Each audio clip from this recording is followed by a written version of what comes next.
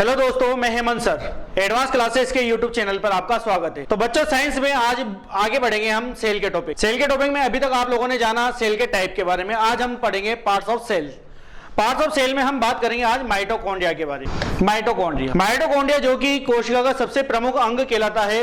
जानकारी लेते हैं कि इसका कार्य क्या है। तो माइटोकॉन्ड्रिया जो है कोशिका में श्वसन अंग के रूप में कार्य करता है, जैसा कि मैं आपको बता चुका हूं यूकेरियोटिक कोशिकाओं में। सबसे पहले जानना जरूरी है कि माइटोकॉन्ड्रिया जो है इसकी खोज की किसने थी, खोजकर्ता कौन है इसके। तो माइटोकॉन्ड्रिया के खोजकर्ता के बारे में बात की जाए तो इसकी खोज की थी अल्टमैन ने। अल्टमैन जो है इन्होंने माइटोकॉन्ड्रिया को खोजा था और बताया था कि हमारी कोशिका के श्वसन अंग के रूप में कार्य करता है। इसके अलावा जानना जरूरी है कि अगर कोशिका में बात की जाए कि सभी कार्बनिक पदार्थों का ऑक्सीकरण कहां पर होता है। जैसा कि आप सब जानते हैं कि प्रत्येक जीव जंतु जो है जीवित रहने के लिए कुछ ना कुछ भोजन ग्रहण करता है। इसी प्रकार से जैसा कि हम भोजन खाते हैं तो हमारे शरीर में कई सारे न्यूट्रिएंट्स जाते हैं, जैसे कि प्रोटीन, वसा, कार्बोहाइड्रेट, ये सब कुछ। तो इसी प्रकार से माइटोकॉन्ड्रिया का एक सबसे प्रमुख कार्य और है, जितने भी हमारे शरीर में कार्बनिक पदार्थ हैं,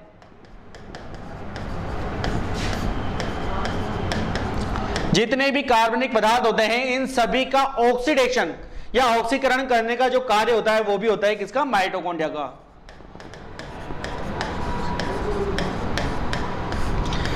तो सभी कार्बनिक पदार्थों का ऑक्सीकरण कहां पर होगा, हमारे कार्बन जो है माइटोकॉन्ड्रिया के अंदर। अब बात करते हैं कि जब ऑक्सीकरण की प्रक्रिया होती है तब क्या होता है। तो जैसा कि बात की जाए, ऑक्सीकरण की प्रक्रिया जहां पर भी संभव होती है वहां पर क्या होता है, काफी सारी एनर्जी उत्पन्न होती है। तो जब भी यहां पर कार्बनिक पदार्थों का ऑक्सीकरण होगा तो यहां पर भी एनर्जी मुक्त होगी, काफी सारी ऊर्जा मुक्त होगी यहां पर। इसलिए यहां पर इसे एक नाम से और जाना जाता है जो कि इसका उपनाम कहलाता है। कई बार पेपर में क्या होता है, आप लोगों के जो क्वेश्चन बनता है इनके उपनाम से ही आ जाता है। आप लोगों से जानना चाहेगा कि कोशिका में जो है पावर हाउस किसे कहा जाता है। तो आपको बताना पड़ेगा कि कोशिका का पावर हाउस कौन होता है, माइटोकॉन्ड्रिया। क्यों है ये पावर हाउस, तो ये पावर हाउस इसलिए कहलाता है क्योंकि सभी कार्बनिक पदार्थों का ऑक्सीकरण कहां पर हो रहा है, हमारे माइटोकॉन्ड्रिया में। तो आपको ध्यान रखना है, इसका एक उपनाम है जिसे हम कहते हैं पावर हाउस।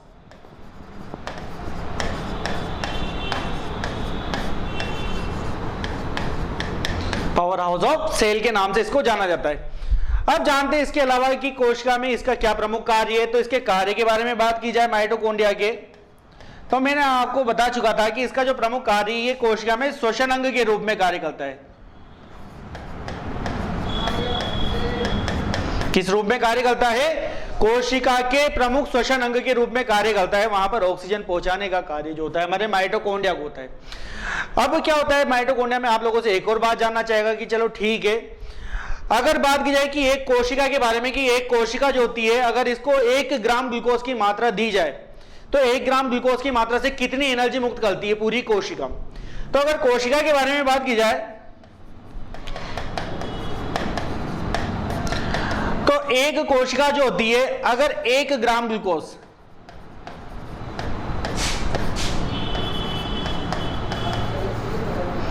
केवल 1 ग्राम ग्लूकोज के बारे में बात की जाए तो पूरी कोशिका 1 ग्राम ग्लूकोज से लगभग जो ऊर्जा मुक्त करती है वो है आपके सामने 38 एटीपी।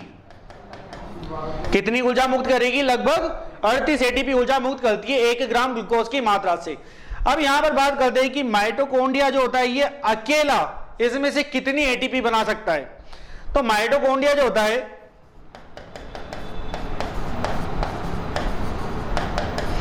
माइटोकॉन्ड्रिया जो होता है इस 38 एटीपी में से अकेला लगभग 36 से 34 एटीपी ऊर्जा को बनाता है।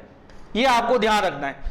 तो माइटोकॉन्ड्रिया जो है हमारे काफी ज्यादा इंपॉर्टेंट पार्ट होता है, जो कि श्वसन अंग के रूप में कार्य कर रहा है, प्लस ऊर्जा को मुक्त भी कर रहा है और हमारे लिए ऊर्जा भी बना रहा है। अब बात करते हैं कि माइटोकॉन्ड्रिया जो है 36 एटीपी ऊर्जा बनाता है। कई बार बच्चे जानना चाहते हैं कि सर एटीपी को क्या कहा जाता है। तो एटीपी का पूरा नाम भी आप लोगों को ध्यान रखना है, जिसे कहा जाता है एडेनोसाइन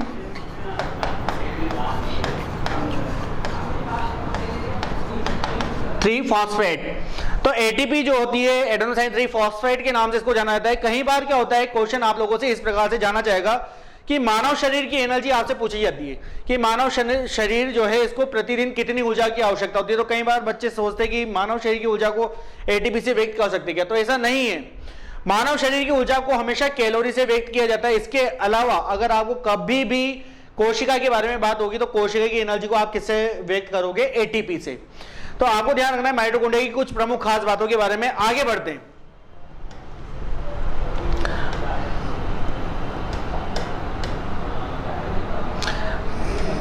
तो आगे बात करते हैं माइटोकॉन्ड्रिया के बाद नेक्स्ट सेकंड नंबर के जो ऑर्गन है उसके बारे में। उससे पहले यहां पर हम एक कोशिका का इमेज भी देखते हैं।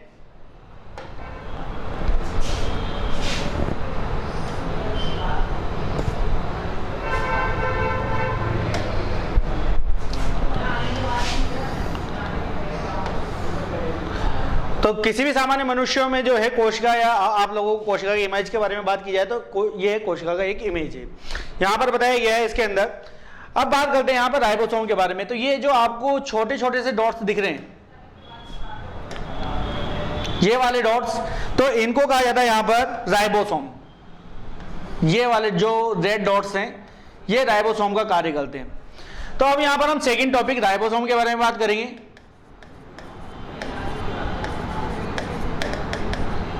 राइबोसोम, सबसे पहले जानना जरूरी है कि राइबोसोम जो है इसके खोजकर्ता कौन है और ये क्या है।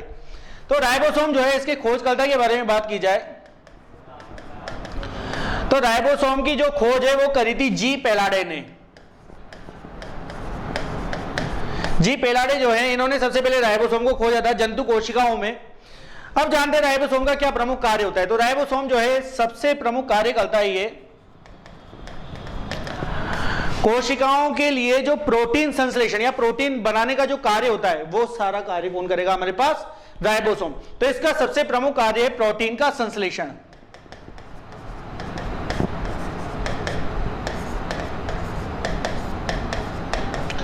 तो प्रोटीन संश्लेषण का कार्य या प्रोटीन बनाने का कार्य करता है जंतु कोशिकाओं में राइबोसोम। अब बात की जाए यहां पर आगे कि राइबोसोम जो है किस किस से मिलकर बना होता है। राइबोसोम जो है ये बना होता है दो प्रमुख पदार्थों से। इसके अंदर उपस्थित होता है आरएनए प्लस इसके अंदर उपस्थित होता है प्रोटीन। तो आरएनए और प्रोटीन से मिलकर बनता है हमारा राइबोसोम, जिसमें आप लोगों को यहां पर जानना जरूरी है कि आरएनए जो है इसे किस नाम से जाना जाता है, इसकी फुल फॉर्म क्या है। तो आप में से कई सारे बच्चे जानते होंगे कि आरएनए को किस नाम से जाना जाता है। चर्चा करते हैं इसमें। तो आरएनए को कहा जाता है यहां पर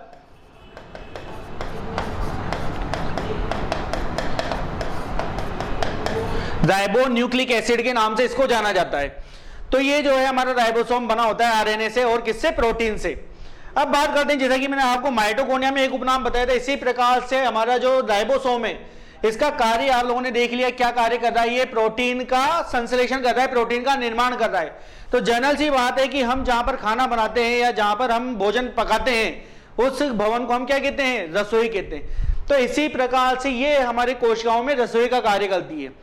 इसको भी एक उपनाम से जाना जाता है राइबोसोम को कोशिका के अंदर। इसे कहा जाता है प्रोटीन की फैक्ट्री।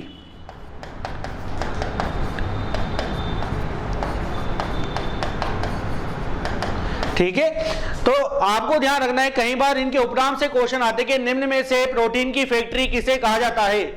तो प्रोटीन की फैक्ट्री का नाम आएगा तो आप लोगों को बताना है कि सर राइबोसोम जो है इसे प्रोटीन की फैक्ट्री के नाम से जाना जाता है। और यदि आपसे जानना चाहे कि पावर हाउस ऑफ सेल कौन है, कोशिका का शक्ति गृह कौन है, तो आपको बताना है कि सर माइटोकॉन्ड्रिया जो है कोशिका का शक्ति गृह होता है। आगे बात करते हैं तीसरे ऑर्गन की तरफ। तो तीसरा ऑर्गन जो है हमारे पास, हम पढ़ लेते हैं गोल्जी बॉडी के बारे में। हमारी कोशिका का तीसरा प्रमुख पार्ट होता है गोल्जी बॉडी, जिसे कहा जाता है गोल्जी काय के नाम से भी जाना जाता है इसे।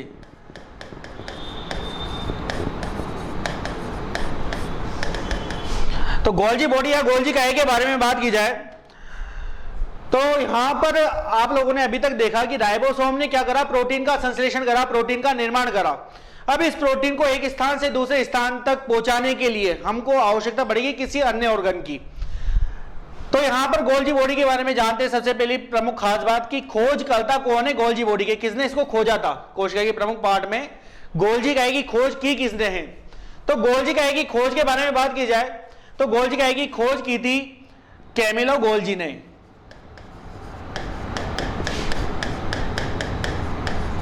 कैमिलो गोल्जी जो है एक इटालियन वैज्ञानिक है, इन्होंने सबसे पहले कोशिका के अंदर गोल्जी काहे गोल्जी बॉडी को खोजा था। अब बात की जाए यहां पर कि गोल्जी काहे की या गोल्जी बॉडी का क्या प्रमुख कार्य है। तो सबसे पहले क्या होगा कि राइबोसोम जो है इसने प्रोटीन संश्लेषण करा है, प्रोटीन का निर्माण करा है। अब इस प्रोटीन को एक स्थान से दूसरे स्थान पर पहुंचाना है। तो गोल्जी काहे क्या होता है, इसके अंदर कई सारे कॉम्प्लेक्स होते हैं।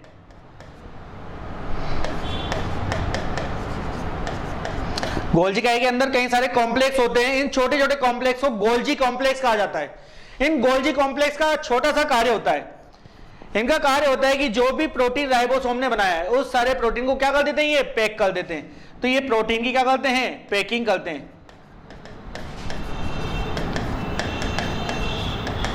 तो प्रोटीन की पैकिंग करना जो है इन कॉम्प्लेक्स का कार्य होता है। अब प्रोटीन की पैकिंग कर दी और पैकिंग करने के बाद क्या करेंगे, ये इन कॉम्प्लेक्स के माध्यम से ये गोल्जी बॉडी इन प्रोटीन को उस स्थान पर पहुंचाएगा जहां पर प्रोटीन की आवश्यकता है।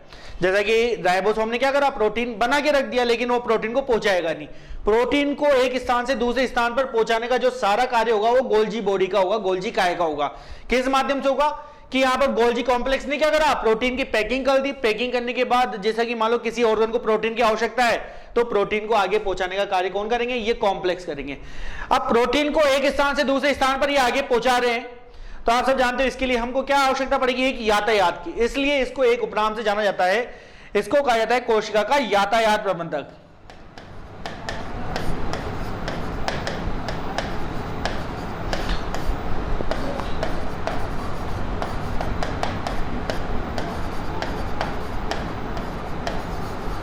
Traffic manager.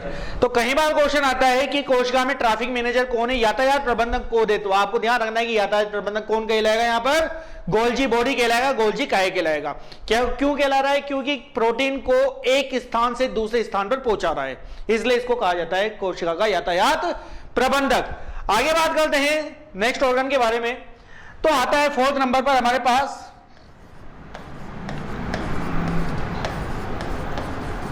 लाइसोसोम। काफी इंपोर्टेंट पार्ट है लाइसोसोम, यहां से भी कई सारे इंपोर्टेंट क्वेश्चन बनते हैं। जानते हैं लाइसोसोम के खोजकर्ता के बारे में कि लाइसोसोम की खोज की किसने है। लाइसोसोम जो है इसके खोजकर्ता के बारे में यदि बात की जाए तो लाइसोसोम के खोजकर्ता है डी डुवे।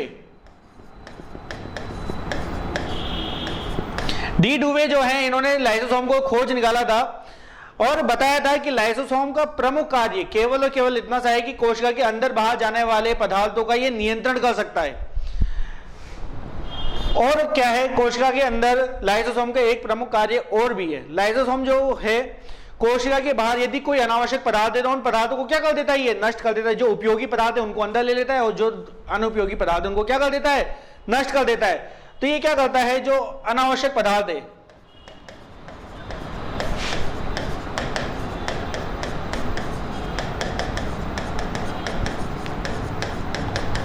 अनावश्यक पदार्थों को क्या करता है, नष्ट करता है। लेकिन कई बार क्या होता है कि ये उनके साथ अपनी खुद की कोशिकाओं को भी क्या कर जाता है, पचा जाता है। जैसे कि मान लो इसका मेन कार्य तो क्या है कि अनावश्यक पदार्थों को क्या कर रहा है, ये नष्ट कर रहा है। लेकिन कई बार क्या करता है, अपनी ही कोशिकाओं को क्या कर रहा है, पचा जाता है, खा जाता है, नष्ट कर देता है। तो कई बार क्या करता है, ये अपनी कोशिकाओं को नष्ट कर देता है, इसलिए इसे भी एक उपनाम दिया गया है। इसे उपनाम के रूप में जाना जाता है, इसको कहा जाता है कोशिका में आत्मघाती थैली।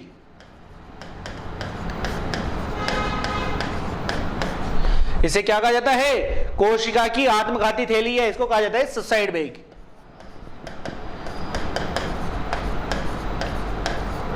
सुसाइड बैग के नाम से भी इसको जाना जाता है। क्यों जाना जाता है, क्योंकि क्या कर रहा है, ये कोशिकाओं में क्या कर रहा है, सबसे मेन कार्य इसका अनावश्यक पदार्थों को नष्ट करना, उनको पचा जाना या खा जाना। लेकिन कई बार क्या करता है, खुद की कोशिकाओं को भी क्या कर देता है, नष्ट कर देता है। इसी कारण इसे कहा गया है सुसाइड बैग। अब बात करते हैं इसके बाद आगे नेक्स्ट, और जरूरी जानना है आपके लिए एक और प्रमुख खास बात लाइसोसोम में। लाइसोसोम के अंदर एंजाइम के बारे में पूछा जाता है कि लाइसोसोम में कितने एंजाइम पाए जाते हैं।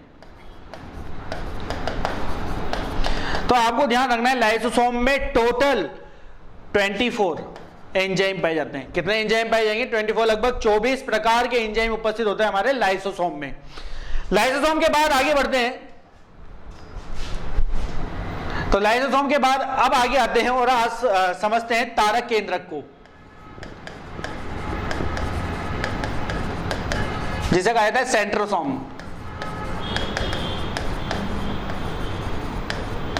तो तारक केंद्रक या सेंट्रोसोम के बारे में बात की जाए तो कोशिका में काफी इंपॉर्टेंट पार्ट होता है तारक केंद्रक।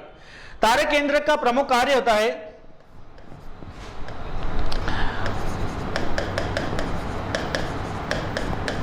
कोशिकाओं के अंदर, ये तारक केंद्रक जो है काफी इंपॉर्टेंट कार्य करता है।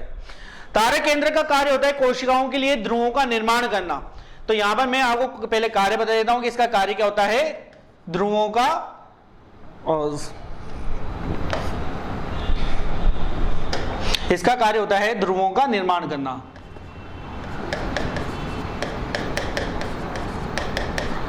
तो ध्रुवों के निर्माण से तो आप लोग नहीं समझ पाएंगे कि सर ये ध्रुवों का निर्माण है क्या, या पोल्स बनाना क्या होता है। तो सबसे पहले जान लेते थोड़ी सी इसकी प्रमुख और खास बातों में, एक प्रकार से इसकी खोज करता कि सेंट्रोसोम या तारक केंद्रक को सबसे पहले किसने खोजा था। तो तारक केंद्रक की खोज के बारे में बात की जाए तो तारक केंद्रक की खोज है वो करी थी बॉवेरी ने।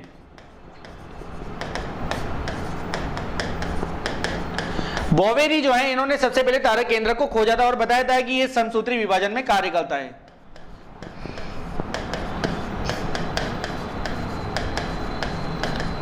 कौन से विभाजन में कार्य करेगा? समसूत्री विभाजन में तारक केंद्रक कार्य करता है और इसका कार्य होता है ध्रुवों का निर्माण करना। खोज करता, आपको मालूम पड़ गया कि इसकी खोज करी थी बॉवेरी ने, लेकिन ये ध्रुवों का निर्माण करना है क्या, इसको थोड़ा सा समझते हैं। क्या होता है कि जैसे कि मान लो एक सामान्य मनुष्य में जब भी किसी प्रकार से कोई चोट लगती है, मान लो किसी भी जीव के अंदर चोट लगेगी, तो उस चोट पर क्या होगा, धीरे धीरे वहां पर घाव भरेगा, हम ट्रीटमेंट करेंगे। मान लेते हैं जैसे कि किसी व्यक्ति को यहाँ पर किसी प्रकार से चोट लगी, उसकी स्किन इस प्रकार से डैमेज होगी। जैसे स्किन डैमेज होगी, हम ट्रीटमेंट करेंगे और धीरे धीरे यहाँ पर कोशिकाओं का एक जाल सा बन जाएगा। वो कैसे बनेगा? तो सबसे पहले यहाँ पर ये तारक केंद्रक कार्य करेगा। ये तारक केंद्रक इस प्रकार से पोल्स बनाएगा। ये पोल्स बना दी इसने जहां पर भी आपके डैमेज हुआ है। इस प्रकार से पोल्स बनाने का कार्य होता है तारक केंद्र का। अब जब भी कोई कोशिका आगे बढ़ेगी तो इस पोल से आगे बढ़ेगी, इस प्रकार से। कहां से आगे बढ़ेगी? जब भी कोशिका आगे बढ़ेगी तो इन पोल्स से आगे बढ़ेगी, ये इस प्रकार से। ये ध्रुवों का निर्माण करना इसका प्रमुख कार्य होता है। फिर आगे जाके कहीं वापस ध्रुव बन जाएंगे। तो ध्रुवों का निर्माण करना कोशिकाओं में सबसे प्रमुख कार्य किसका होगा? हमारे पास तारक केंद्रक का कार्य होगा। आगे बात करते हैं यहां पर, अब बात करते हैं कोशिका के अंदर केंद्रक के बारे में।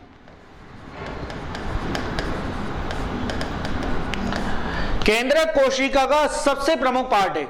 कारण क्या है? क्योंकि इसके अंदर जो है गुणसूत्र उपस्थित होते हैं, क्रोमोसोम उपस्थित होते हैं। समझते केंद्रक के बारे में, तो केंद्रक की सबसे पहले जान लेते हैं खोज की किसने थी। केंद्रक या न्यूक्लियस के बारे में बात किया है तो कोशिका का सेंटर पार्ट ही है, और इसकी खोज के बारे में बात किया है तो खोज इसकी की थी रॉबर्ट ब्राउन ने।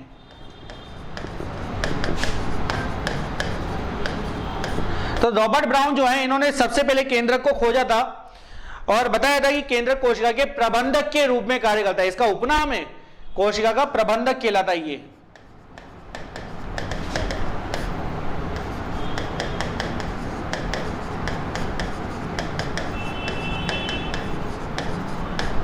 ठीक है, तो ये आपको ध्यान रखना है कि कोशिका का प्रबंधक मैनेजर है ये कोशिका में। अब बात की जाएगी केंद्रक का सबसे प्रमुख कार्य क्या है, इतना इंपॉर्टेंट अंग क्यों बताया गया है केंद्रक को।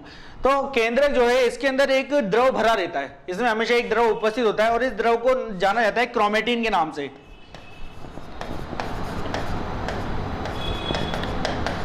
किस नाम से जाना जाता है? क्रोमेटिन के नाम से, जो कि मैं आपको पहले भी बता चुका हूं। यूकेरियोटिक कोशिकाओं में, यूकेरियोटिक कोशिकाएं जितनी भी होती है वहां पर गुणसूत्र के रूप में, क्रोमोसोम के रूप में किसने कार्य करा था? क्रोमेटिन ने कार्य करा था।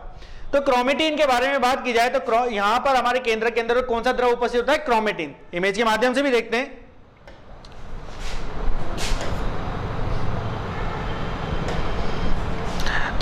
तो यहां पर आपको बताया गया है क्रोमेटिन के बारे में।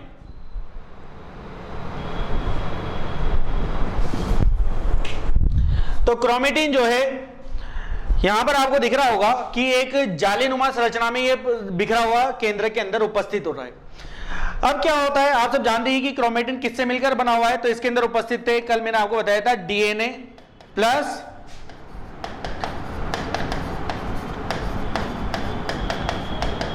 Histone protein. तो डीएनए प्लस हिस्टोन प्रोटीन से मिलकर ये सारा क्रोमेटिन बना हुआ है, जो कि कहां पर उपस्थित है, हमारे केंद्रक में।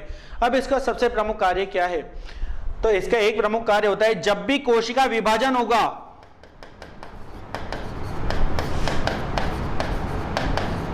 सेल डिवीजन जब भी होगा या कोशिका विभाजन जब भी होगा, तो ये क्रोमेटिन उसमें भाग लेता है।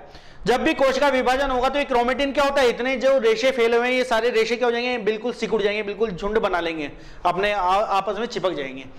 जैसे ये सारे के सारे जो रेशे हैं आपस में ज्वाइंट हो जाएंगे, एकदम से जब भी कोशिका विभाजन संपन्न होगा तो ये रेशे क्या हो जाएंगे, एकदम से मुक्त हो जाएंगे और फैल जाएंगे। जैसे ये रेशे फैलेंगे कोशिका विभाजन के बाद, तो ये प्रत्येक रेशा एक गुणसूत्र कहलाएगा।